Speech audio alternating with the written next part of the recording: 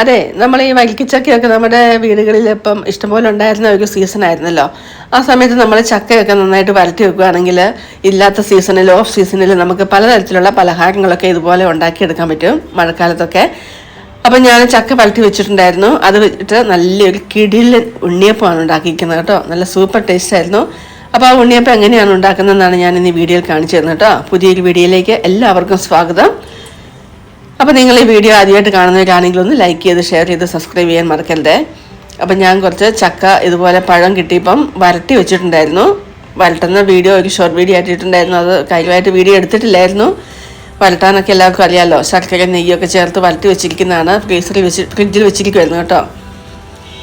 അത് കുറേ കാലം നമുക്കിങ്ങനെ സൂക്ഷിച്ച് വെക്കാൻ പറ്റും, കേടൊന്നും ആകത്തില്ല. അപ്പോൾ അതിനകത്തുനിന്ന് ഒരു തവി ഞാൻ ചക്ക വരട്ടിയെടുത്തിട്ടുണ്ട് ഉണ്ണിയപ്പത്തിന് വേണ്ടിയേ. പിന്നെ അതിനകത്തേക്ക് ചേർത്ത് കൊടുക്കുന്നത് ഞാനിവിടെ ഒരു കപ്പ് ഗോതമ്പ് പൊടിയാണ് ചേർക്കുന്നത്.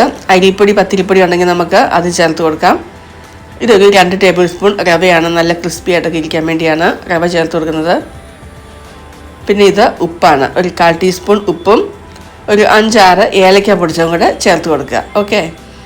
പിന്നെ ഇതിനകത്ത് ഞാനൊരു 2 കഷ്ണം വെള്ളം ഉരുക്കി അത് ചെറിയ ചൂടോട് കൂടി തന്നെ ഇതിനകത്ത് ഒഴിച്ചു കൊടുക്കുന്നുണ്ട്. ശർക്കരയൊക്കെ ഇട്ട് വരട്ടി ചക്കപ്പഴത്തിൻ്റെ മധുരവും ശർക്കരയുടെ മധുരമൊക്കെ ഉണ്ട്. പിന്നെ ഒരു ചെറിയ മധുരത്തിന് വേണ്ടി ഒരല്പം കൂടെ ചേർത്ത് കൊടുക്കുന്നതാണ്. മധുരം ഓവർ ഇഷ്ടമില്ലാത്തവർക്ക് അത് ചേർക്കണമെന്നില്ല.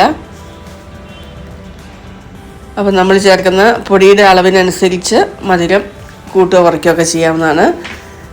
അതിനുശേഷം ആ ഒരു പാത്രത്തിലേക്ക് തന്നെ കുറച്ച് വെള്ളം കൂടെ ചേർത്ത് കൊടുത്തിട്ട് മാവ് നന്നായിട്ട് കുറച്ചുകൂടി ലൂസാക്കി എടുക്കണം.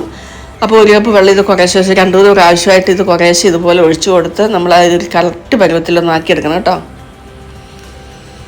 അപ്പോൾ ഒരു 3 വട്ടമായിട്ട് ഞാനത് ഒഴിച്ചു കൊടുത്തിട്ടുണ്ട്. എന്നിട്ട് നന്നായിട്ടൊന്ന് ഒരുപാട് ലൂസായി പോകരുത്. നമുക്ക് ഈ ഒരു പരുവത്തിലായിരിക്കണം കിട്ടേണ്ടത്. ഇത് കറക്റ്റായിട്ടുണ്ട് കേട്ടോ. ഇനി നമുക്ക് അടുത്തായിട്ട് ചേർക്കേണ്ടത് 1 സ്പൂൺ നെയ്യ് ചേർത്തിട്ടുണ്ട്. നെയ്ക്കകത്തേക്ക് ഒരു കുറച്ച് തേങ്ങ, ഒരു 2-3 ടേബിൾ സ്പൂൺ തേങ്ങാക്കൊത്താണ്. അതിട്ട് നമുക്കൊന്ന് ബ്രൗൺ കളർ ആകുന്നതൊക്കെ ഒരുപാട് അങ്ങോട്ട് മൂപ്പിക്കേണ്ട. ഒന്ന് കളർ ചേഞ്ച് വന്നാൽ മതിയാവും. കാരണം ഇത് നമ്മൾ ഇതിനകത്തേക്ക് ഇട്ട് കഴിയുമ്പം പിന്നെ ഒന്ന് എണ്ണയിൽ ഫ്രൈ ആകുന്നുണ്ടല്ലോ. അപ്പോൾ ആ പച്ചയുടെ ആ ഒരു ടേസ്റ്റ് ഒന്ന് മാറി കിട്ടിയാൽ മതിയാവും. പിന്നെ അതൊന്ന് മൂത്ത് വരുമ്പോഴത്തേക്ക് ഞാൻ 1 ടേബിൾ സ്പൂൺ കറുത്ത എള്ളും കൂടിയാണ് ചേർത്ത് കൊടുക്കുന്നത്. അതോടെ ചേർത്ത് കൊടുത്തതിന് ശേഷം ഈ മാവിലേക്ക് ഇതൊന്ന് ചേർത്ത് കൊടുക്കുക. ചേർത്ത് കൊടുത്ത് ഇതെല്ലാം കൂടെ കൂടി നന്നായിട്ടൊന്ന് മിക്സ് ചെയ്യുക. അപ്പോൾ ഇത്രയേ ഉള്ളൂ. നല്ല കിടുക്കാച്ചി ഉണ്ണിയപ്പം നമുക്ക് ഉണ്ടാക്കിയെടുക്കാൻ പറ്റും. ചക്കപ്പഴത്തിൻ്റെ ഫ്ലേവറും അതുപോലെ തന്നെ ഇതിനകത്ത് ഒന്നും ചേർക്കുന്നില്ല. സോഡാപ്പൊടിയോ അങ്ങനത്തെ ഒന്നും ചേർക്കുന്നില്ല. അതുകൊണ്ട് തന്നെ കഴിക്കുന്നതിന് യാതൊരു കുഴപ്പമില്ല. ഇനി ഞാൻ വെളിച്ചെണ്ണയിലാണ് ഉണ്ടാക്കുന്നത് കേട്ടോ. ഉണ്ണിയപ്പത്തിൻ്റെ ചട്ടി ചൂടായി കഴിയുമ്പോഴത്തേനും ഓരോ കുഴിയിലും നമുക്ക് നിറച്ച് വെളിച്ചെണ്ണ ഒഴിച്ച് കൊടുക്കുക.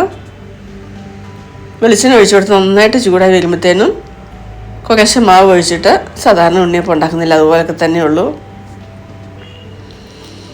അപ്പോൾ ഇതാണ് നമ്മുടെ ഓഫ് സീസണിൽ ഒന്ന് ചക്കയുടെ എന്തെങ്കിലും ഒരു ഐറ്റം കഴിക്കാൻ തോന്നി കഴിയുമ്പം നമുക്കിതുപോലെയൊക്കെ ഉണ്ടാക്കി കഴിക്കാൻ നമ്മുടെ കയ്യിലുണ്ടെങ്കിൽ. അപ്പം ഇത് വളരെ രുചികരവുമാണ്, നല്ല സോഫ്റ്റുമാണ്. ഇത് ഗോതമ്പ് പൊടി ആയതുകൊണ്ട് നല്ല സോഫ്റ്റാണ്. അരിപ്പൊടി ആണെങ്കിലും നല്ലതാണ്. അരിപ്പൊടി ചേർക്കണമെങ്കിൽ പത്തിരിപ്പൊടിയിൽ നമുക്ക് ഉണ്ടാക്കിയെടുക്കാം. ഇതിനകത്ത് നമുക്ക് സോഡാപ്പൊടി ഒന്നും ചേർത്ത് കുറേ സമയമൊന്നും വെക്കേണ്ട ആവശ്യമൊന്നുമില്ല. അപ്പോൾ ഈ ഒരു വീഡിയോ കണ്ടോ നിങ്ങൾക്ക് ഇഷ്ടപ്പെട്ടെങ്കിൽ തീർച്ചയായിട്ടും ഒന്ന് ലൈക്ക് ചെയ്യുക, ഷെയർ ചെയ്യുക, സബ്സ്ക്രൈബ് ചെയ്യുക. ഓക്കെ.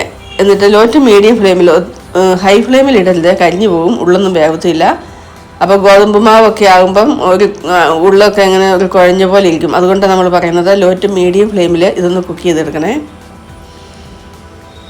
ഇതുപോലെ മറിച്ചും തിരിച്ചും ഇട്ട് കൊടുത്ത് നമുക്കിത് നന്നായിട്ടൊന്ന് കുക്ക് ചെയ്തെടുക്കാം.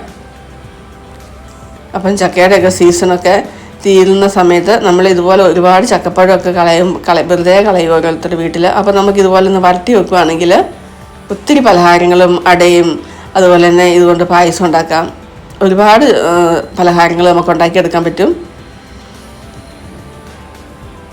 ചക്കയുടെ ഗുണങ്ങളൊക്കെ നിങ്ങൾക്ക് പ്രത്യേകിച്ച് ഞാൻ പറയാതെ തന്നെ എല്ലാവർക്കും അറിയാവുന്നതാണ്. ചക്കക്കുരുവും അതുപോലെ തന്നെ അതിൻ്റെ വേസ്റ്റ് എന്ന് പറയാൻ ഒന്നും തന്നെ ഇല്ല, മുള്ളു മാത്രമേ ഉള്ളൂ. ബാക്കിയെല്ലാം നമുക്ക് ഉപകാരമുള്ളതാണ്.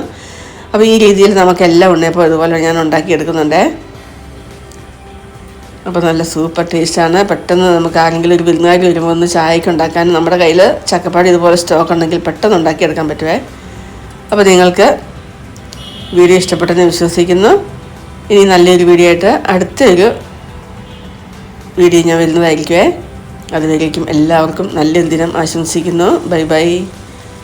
അപ്പോൾ ആദ്യത്തെ ഒരു ട്രിപ്പ് ഉണ്ടാക്കി കഴിഞ്ഞതിന് ശേഷം പിന്നെ ബാക്കിയുള്ള മാവും കൊണ്ട് പിന്നെ ഉണ്ടാക്കുകയാണ്. ഇതേപോലെ നമുക്ക് എല്ലാം ഉണ്ടാക്കിയെടുക്കാം.